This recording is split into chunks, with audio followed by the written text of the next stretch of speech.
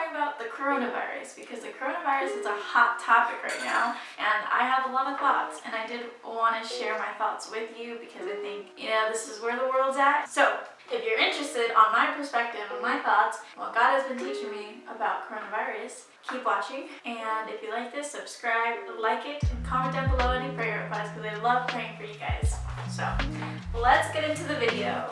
Okay, first I want to address the very obvious, and that's just how there's a lot of different attitudes towards this virus and towards what's going on in the world. There's one end of the spectrum that's very panicky, very fearful. They're buying all the toilet paper. They're just freaking out and terrified out of their minds. There's that end of the spectrum. And then there's the other end of the spectrum that people who don't care, people who think this is just like the flu and that the flu is worse, and people who are being ignorant and not social distancing, and people who think this whole thing is stupid and dumb. I think both ends of the spectrums are very selfish. I don't like their mentalities. I understand there is some fear in it because it's an unknown virus, but there's no reason to be buying all the toilet paper. It's unfair to people, it's rude to people, and it's you being selfish, thinking you can have all the toilet paper while other people don't have it. The people who think it's dumb and it's like the flu and whatever, I also think you guys are selfish because you're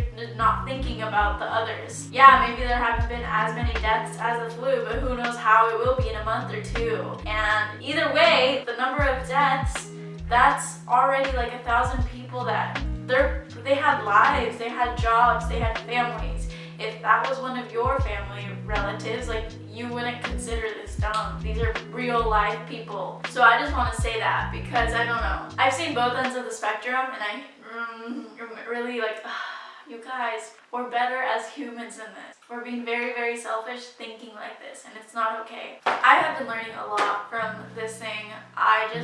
It like blows my mind. Sometimes it feels like a dream and it feels unreal, but I think God has shown up so sweetly and has really convicted my heart. One thing that I did share on Instagram that really convicted me was, where is my entire peace grounded on? Because I think I have certain sections in my life that I'm like, okay, my peace is in God no matter what. But there's other things that I didn't realize I didn't have my peace grounded on God. And this coronavirus has really brought me to my senses of like, whoa, where is my whole true peace? It should be on God and nothing else. No matter what, it should be on God. And it's really convicted me. It's really grown me. I just want to say two things that reminded me while I was thinking about the coronavirus. Well, one thing that comes to mind is just how we are such limited humans.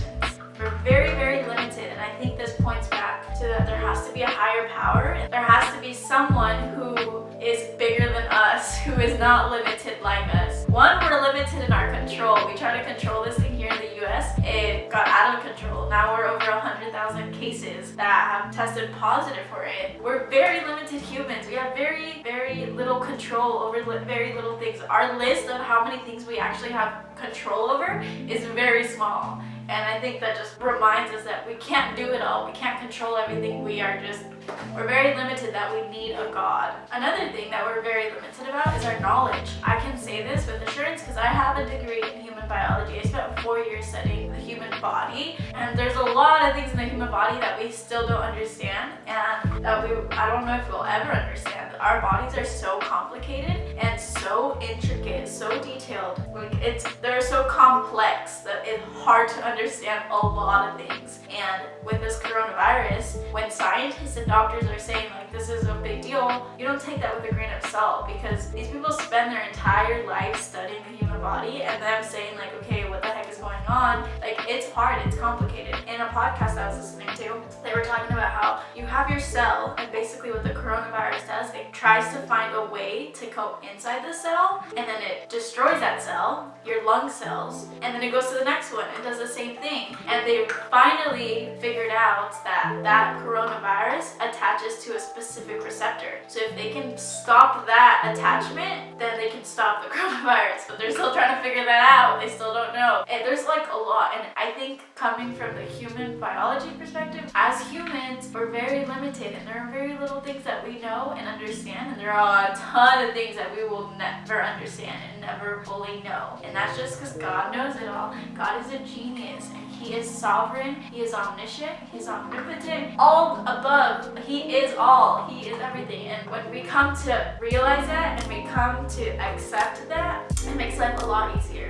When you just like, yeah, I'm a limited human, I have very limited control, and I have very limited knowledge. But you know what? I have a God who is not limited, who has control, and who has all the knowledge. One question that will probably come up is, how can God be so good if all these bad things are happening? Because He's in control, He knows everything. How does He allow this to happen? That's a whole nother video. There's a lot of content and a lot to break down. So if you want to see that video, let me know and I'll do that. Maybe we'll do it like in a couple months. We'll see. We'll see where the Lord takes us. Alright, lastly, my perspective, my thoughts, and what I've just been thinking about. I feel like this virus has really brought out the humanity in us. Like, it has exposed us. Just even as a nation, it's really exposed us. And even at work, I've seen just the true colors of people. I've seen the true intentions of people, and it's heartbreaking. And now I'm saying this to myself too. Like I said, God has really been convicting me too. And this is another area that, not just the peace part, but this area I feel convicted. It's about, who do I represent? And a lot of times I'm like, yeah, I represent Jesus, and I try my best to be gracious towards people and loving towards people. But during this chaos is when you really, your true heart comes out. And there's been a lot of chaos at work. There's been a lot of tears. There's been a lot of panic. And it's just been a wild time at work. But I think God has really been reminding me of me representing Him. I represent Jesus. A lot of people know at work that I'm a Christian. And what I say and what I do will reflect on Him. And I think it's so important, especially now. This is a time of panic for a lot of people who don't know Jesus. And this is a great time to showcase Jesus, to show His peace, and to show His love during this madness. It's a great time to do that. Like, don't get me wrong, I have experienced, like, I do get fearful here and there, but it's fun. One of my coworkers, and this is how I think this is a good way to represent Jesus, one of my coworkers. So I work with a lot of older people, so I'm not scared for myself getting the virus, but me passing it on to them, because that would be the last thing that I would want to do. And one of my favorite coworkers, he's a lot older, and I told him, like, I'm worried about you. Like, I wouldn't want to pass on anything to you. Like, it's kind of scary. And instead of him being like, yeah, I'm scared too, whatever, he was just like, you know, yeah, but God already, like, reassured my heart that it's gonna be okay. And I was reading some Psalms, and he shared with me the Psalm that he was reading. I think it was like 51, Psalm 51. And it, like, reassured him that he was gonna be protected, it's gonna be fine. And it was like a reassuring verse that brought peace to my coworker. And when he shared that to me, I was like, okay, if he's not worried, I'm not gonna worry, because we know who is in control. We have a God who loves us and protects us and keeps us safe. And no matter what happens, we got God. That's all we need. So it was encouraging. I was like, that's who we should be representing. And that's what we should be doing to other people. People who come and tell me, like, oh, I'm anxious, or this, and that. Like, how am I responding? How am I reacting? How am I gonna shine the light of Jesus to them? Yeah, I was convicted. It's a lot, you guys. Don't get me wrong, like, it's a really weird time. I still, like, I don't know.